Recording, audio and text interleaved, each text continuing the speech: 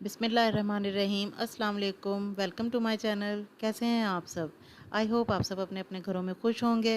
आज मैं यहाँ कौरमे की तैयारी कर रही हूँ। इसके लिए मैंने लिए हैं 3 अदद प्याज, 8 से 10 जवे लहसुन के और थोड़ा सा अदरक का टुकड़ा और 1 किलो चिकन।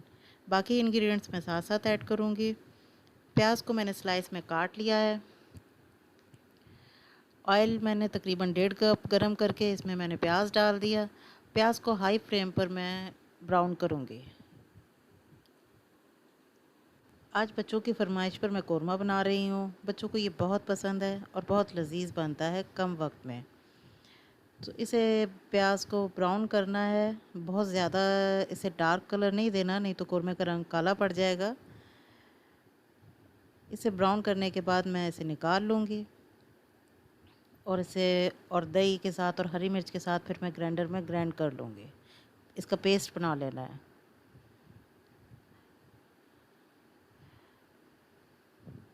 सारा प्याज मैंने निकाल लिया है और इसमें चॉप्ड लहसुन और अदरक डालकर मैंने इसे भूनना है ताकि लहसुन का और अदरक का कच्चापन दूर हो जाए। 2 या 3 मिनट में भूनने के बाद इसमें चिकन ऐड करूँगी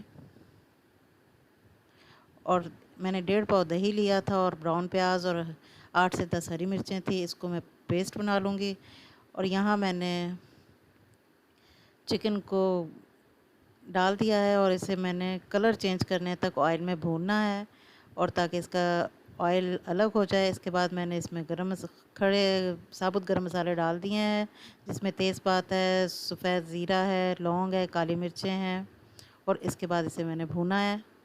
2 या 3 मिनट भूनने के बाद इसमें मैं ऐड करूँगी हाफ़ टी स्पून हल्दी पाउडर, 1 टेबल स्पून धनिया powder, 2 tablespoon red chilli powder और नमक हस्बे ज़ायक़ा।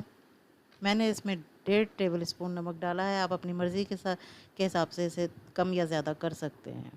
फिर इसे अच्छी तरह मिक्स करना है। तो इसे अच्छी तरह भूनना है, 4 से 5 मिनट इसे अच्छी तरह भूनना है मैंने। और वो ग्राइंड किया हुआ पेस्ट मैंने इसमें डाल दिया और इसे अच्छी तरह मिक्स करेंगे। पेस्ट डालने के बाद इसकी लुक बहुत अच्छी आई है और बहुत जल्दी कम वक्त में ये बन जाता है।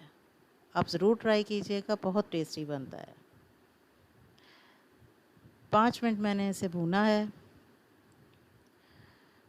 और अब मैं इसे 5 मिनट के लिए ढक्कन रख के पकाऊंगी।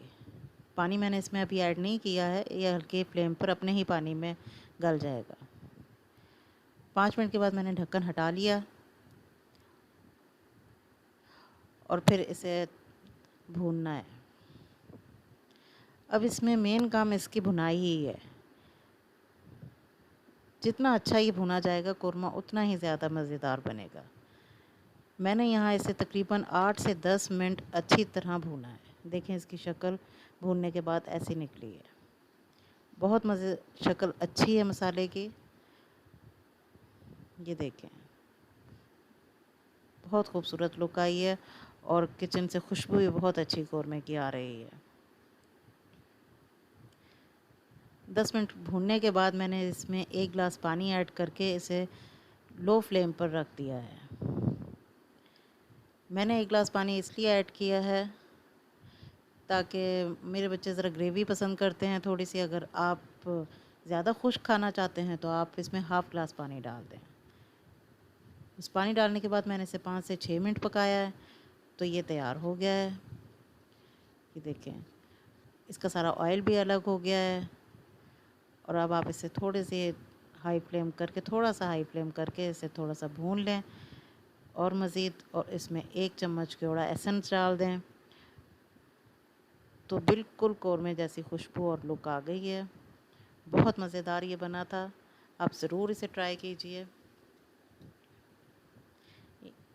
ये माशाल्लाह अल्हम्दुलिल्लाह बहुत मज़ेदार है। आप इसे ज़रूर ट्राई कीजिए।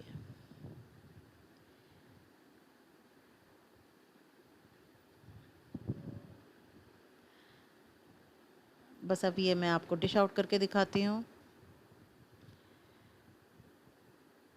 अगर मेरी वीडियो पसंद आए तो मेरे चैनल को सब्सक्राइब कीजिए, वीडियो को लाइक कीजिए, अपने फैमिली और फ्रेंड के साथ शेयर कीजिए।